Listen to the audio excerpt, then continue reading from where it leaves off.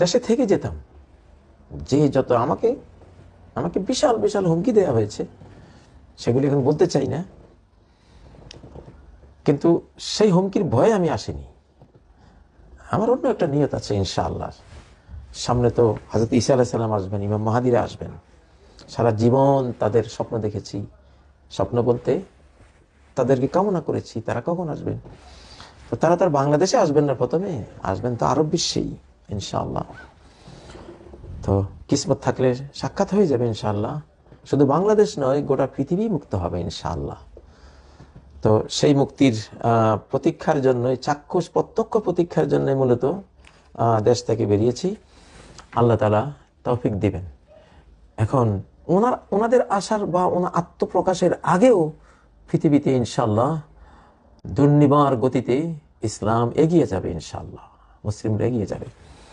তো আমাদের আমাদের বাংলাদেশকে আল্লাহ তাআলা, আমার একটা বিশ্বাস, আফগানিস্তানের পরে বাংলাদেশের মুসলিম জাগরণ, ইসলামী জাগরণ ঘটবে।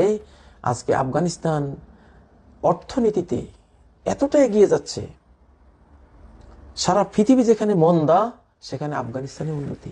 এত রহমত আল্লাহ দিচ্ছেন।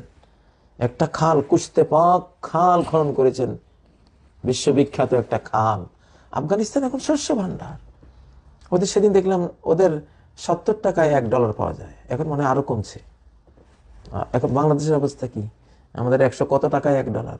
তাহলে এই মাত্র তারা স্বাধীন হলো। শতাব্দীর নির্যাতন, পৃথিবীর হেন বোমা নেই, অ্যাটম বোমা ছাড়া, যেটা ওখানে ফেলা হয়নি। বারুদের গন্ধ এখনো সারা আফগানিস্তান থেকে, কিন্তু রহমত বরকতে ঢেকে দিচ্ছেন আল্লাহ তাআলা। এক একটা প্রকল্প আসতেছে।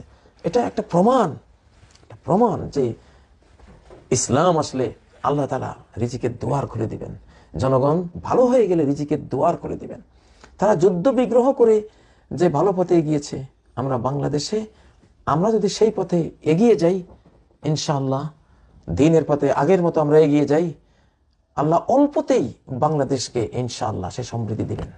বাংলাদেশে এমন বিপুল সম্ভাবনা আছে যে 18 কোটি কেন, এখানে 30 কোটি মানুষ হলেও রিজিকের কোনো অভাব হবে না ইনশাআল্লাহ।